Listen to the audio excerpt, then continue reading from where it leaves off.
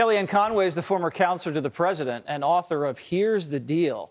I'm not going to criticize what she just said. She just came out, didn't politicize it, did her thing, was emotional. That's fine. But the president's going to speak at 8:15 tonight. It's a big test for him.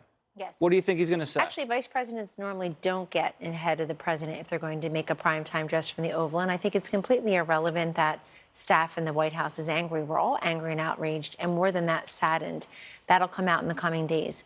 The president has a very high bar tonight because right now the country doesn't have faith in him. They don't think he's competent. They don't think he's compassionate. So he really needs to pull deeply, I think, be more Senator Joe Biden than President Joe Biden, who is much more congenial, much more, I think, bipartisan when he needed to be, and to understand that presidents, as President Trump did when Parkland happened on Valentine's Day that year, you have to first show the empathy that you're grieving with the community.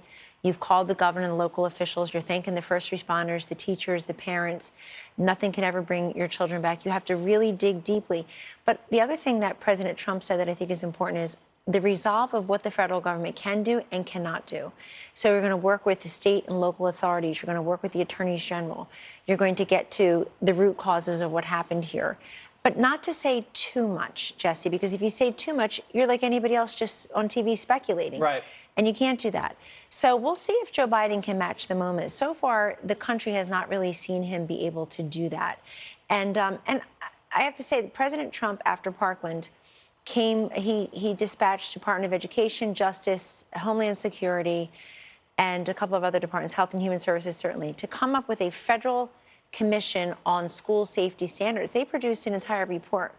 The liberals mocked it. They don't want to look at it. They don't want to. They called it racist. What was in that report? Well, because there were a lot of really strong targets. recommendations. Yeah. Having people criticized him for him saying he wanted certain teachers who were able to, that were qualified and wanted to be armed. Right. Hey, Sean Hannity here. Hey, click here to subscribe to Fox News YouTube page and catch our hottest interviews and most compelling analysis. You will not get it anywhere else.